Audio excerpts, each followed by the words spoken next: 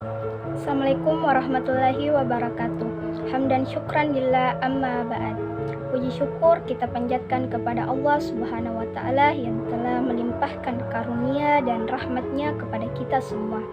Dan salawat serta salam tak lupa kita junjungkan kepada Nabiullah Muhammad SAW beserta para sahabat dan keluarganya yang telah menyampaikan ajaran Islam sehingga dapat memberikan kedamaian, kenyamanan dalam diri setiap manusia.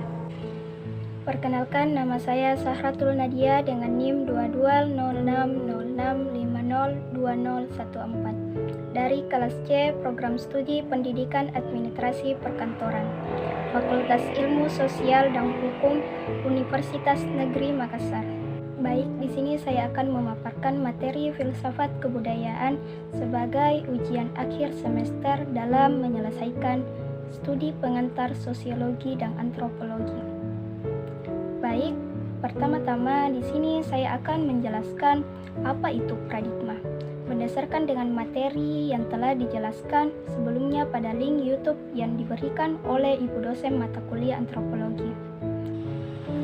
Nah, paradigma itu adalah pandangan yang mendasar tentang apa yang menjadi subjek matter, pokok persoalan yang dipelajari suatu disiplin ilmu. Nah, di dalam sosiologi terdapat 3 paradigma. Yang pertama, paradigma fakta sosial. Yang kedua, paradigma definisi sosial. Yang ketiga, paradigma perilaku sosial. Nah, orang-orang juga sering bertanya, paradigma itu apa sih artinya? Nah, paradigma itu adalah teori, asumsi, dan ide yang berkontribusi pada cara kita memandang sesuatu. Singkatnya begini, paradigma itu adalah pola pikir manusia. Nah, tujuan dari paradigma itu adalah untuk menjadi dasar bagi seseorang dalam berinteraksi dengan lingkungannya.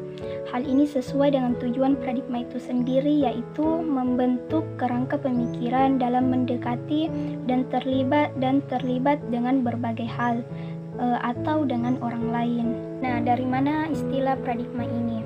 Istilah paradigma ini dipopulerkan oleh Thomas Kuhn, seorang ahli filsafat ilmu, seorang ahli sejarah ilmu pengetahuan yang sangat terkenal yang menulis buku tentang The Structure of Scientific Revolution atau struktur revolusi ilmu pengetahuan atau keilmuan tahun 1962. Nah, dalam buku inilah Thomas Kuhn menggunakan istilah paradigma atau pergantian paradigma yang dalam bahasa Inggrisnya paradise shift. Nah, apa itu pergantian paradigma? Pergantian paradigma itulah yang menurut Thomas Kuhn yang menghasilkan revolusi ilmu pengetahuan. Jadi sebagai kita mahasiswa di perguruan tinggi perlu memahami apa itu paradigma yang tujuannya mengembangkan ilmu pengetahuan. Maka kita harus memahami paradigma ini sehingga ilmu pengetahuan kita terus berkembang, sehingga kita mampu untuk memecahkan atau menyelesaikan suatu permasalahan atau persoalan. Nah, Pak Hedi juga mendefinisikan paradigma itu, mendefinisikan bahwa paradigma adalah seperangkat konsep yang berhubungan satu sama lain secara logis untuk membentuk sebuah kerangka pemikiran yang berfungsi untuk memahami, menafsirkan, dan menjelaskan kenyataan atau masalah yang dihadapi. Nah, kita masuk dalam paradigma kebudayaan atau kerangka kebudayaan tentang kebudayaan. Nah, kita berbicara tentang kebudayaan. Kebudayaan itu hanya ada pada manusia. Nah, pertanyaan kita, apakah hewan tidak memiliki kebudayaan? Lantas, apa yang membedakan manusia dengan makhluk lain? Banyak juga yang menjawab, yang membedakannya manusia itu berpikir, kalau hewan itu tidak mempunyai akal atau tidak berpikir. Nah, hewan itu bisa berpikir, hewan juga mempunyai akal. Mereka juga berkomunikasi satu sama lain. Lantas, apa bedanya dengan manusia?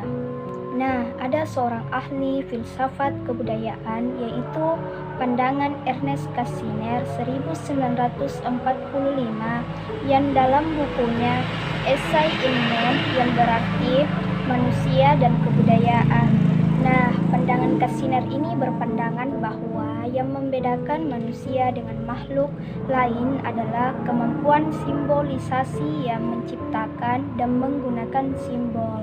Di sini simbol itu bukan hanya simbol Garuda Pancasila. Maka Kasinar mengatakan bahwa manusia itu animal symbolic. Jadi yang membedakan antara manusia dan hewan adalah kemampuan simbolisasinya, kemampuan memberi maknanya, kemampuan menggunakan simbol-simbol, kemampuan menciptakan simbol-simbol. Hewan komunikasinya memakai tanda-tanda, kalau manusia komunikasinya bukan hanya pakai tanda-tanda tetapi pakai simbol. Nah, apa sih yang dimaksud dengan simbol? Yang dimaksud dengan simbol yang dijelaskan oleh Pak Hedi adalah simbol itu adalah segala sesuatu yang dimaknai, yang diberi makna, yang diberi arti, dan juga simbol yang paling penting adalah bahasa. Bahasa ini banyak bunyi-bunyi yang diberi makna. Tanpa bahasa tidak akan ada interaksi sosial. Tanpa interaksi sosial tidak akan ada relasi sosial. Tanpa relasi sosial tidak akan ada kehidupan sosial. Tanpa kehidupan sosial tidak akan ada kebudayaan.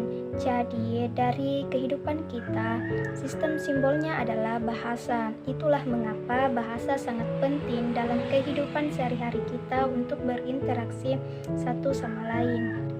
Adapun wujud-wujud kebudayaan. Wujud-wujud kebudayaan ada 4. Yang pertama, wujud material atau fisik.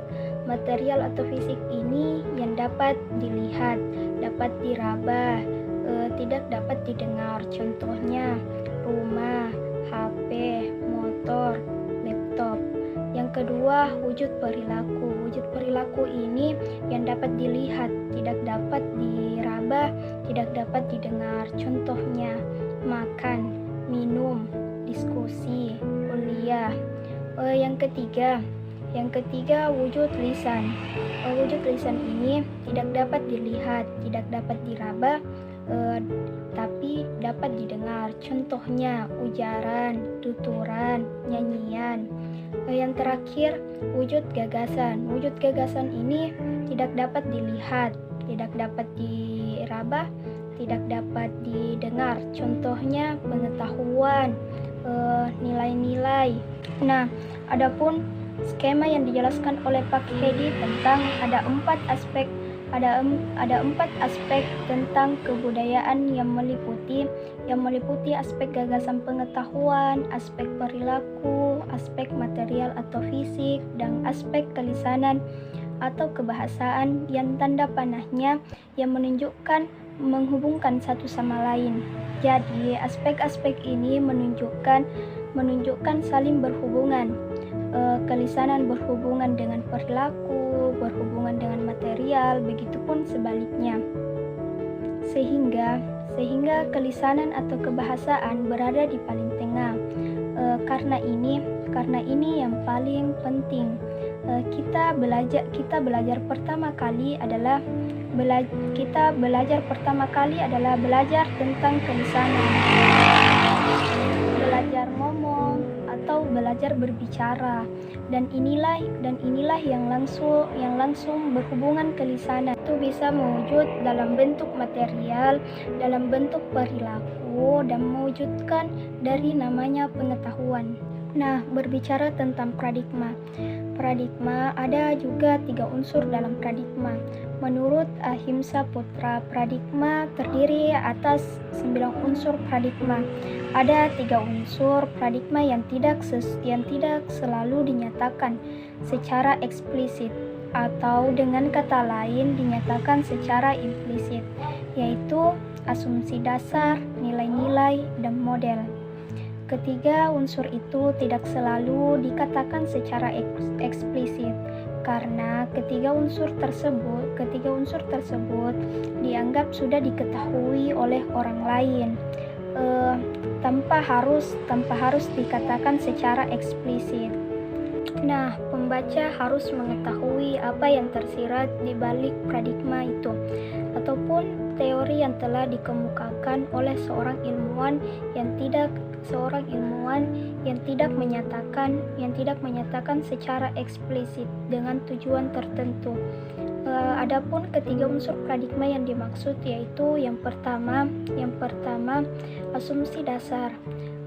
Asumsi dasar tidak selalu dikatakan secara eksplisit karena asumsi dasar merupakan pandangan mengenai sesuatu hal yang kebenarannya tidak perlu ditanyakan lagi. Oleh karena itu, kebenaran pada asumsi bersifat relatif.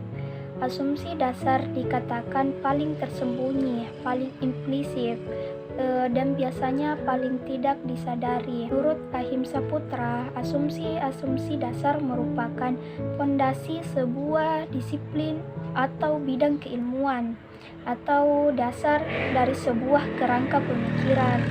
Dan seperti halnya fondasi sebuah gedung yang tidak terlihat, demikian pula halnya dengan asumsi dasar. Nah, yang kedua, nilai-nilai.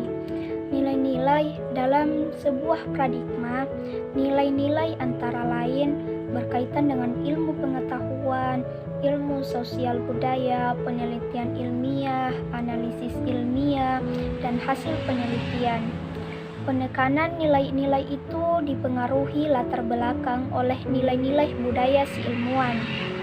Nilai-nilai biasanya lebih disadari daripada asumsi dasar. Dinyatakan atau tidak bahwa nilai-nilai selalu ada di balik setiap kegiatan ilmiah karena ada persoalan benar atau salah, bermanfaat atau tidak. Buktinya atau contohnya, nilai-nilai yang berkaitan dengan penelitian ilmiah, misalnya dalam penelitian sejarah, mengatakan penelitian sejarah yang baik adalah menerapkan metode sejarah untuk menghasilkan rekonstruksi masa lalu yang mendekati kebenaran. Hal ini umumnya tidak dinyatakan secara eksplisit. Yang ketiga, model-model. Model-model ini merupakan unsur paradigma yang sudah jelas dibandingkan dengan asumsi-asumsi dasar, walaupun umumnya tidak dinyatakan secara eksplisit. Model adalah analogi, perumpamaan, kiasan mengenai gejala yang dipelajari. Contohnya, model organik. Model organik mengenai suatu sistem budaya. Hal-hal tertentu dalam sistem budaya akan menunjukkan hubungan dan proses serupa dengan yang terdapat dalam sistem organik. Jadi dapat saya simpulkan bahwa filsafat kebudayaan adalah kebudayaan itu hanya ada pada manusia, tidak dengan hewan. Orang-orang juga menjawab bahwa hewan dan manusia itu yang membedakannya adalah manusia itu mempunyai akal dan pikiran, sedangkan hewan tidak mempunyai akal dan pikiran. Nah, yang paling tepat adalah yang membedakannya manusia dan hewan adalah simbolisasinya, yaitu cara menggunakan simbol-simbolnya, menciptakan simbol-simbol, cara memaknainya. Hewan berkomunikasi memakai tanda-tanda, sedangkan manusia berkomunikasi bukan hanya memakai tanda-tanda tetapi memakai simbol-simbol. Simbol ini dalam kehidupan kita sangat penting untuk memulai berinteraksi dengan orang lain. Sistem simbol yang penting adalah bahasa, karena tanpa ada bahasa tidak akan ada terciptanya kebudayaan, tidak ada interaksi sosial dalam kehidupan kita. Dan adapun wujud-wujud kebudayaan di mana meliputi yang pertama wujud material atau fisik, yang kedua wujud perilaku, yang ketiga wujud lisan, dan terakhir wujud gagasan yang berisi ilmu pengetahuan ataupun nilai-nilai. Dan adapun skemanya yang mewujudkan saling berhubungan satu sama lain, di mana kelisanan atau kebahasaan yang berada paling tengah yang menunjukkan sangat penting karena kita pertama kali belajar kelisanan belajar ngomong, belajar berbicara dengan orang lain. Nah, inilah yang dapat mewujudkan bentuk material dalam bentuk perilaku dan mewujudkan dari namanya pengetahuan kita. Itulah materi yang dapat saya sampaikan. Saya akhiri dengan doa. Wabillahi taufik wassadah. Summa assalamualaikum warahmatullahi wabarakatuh.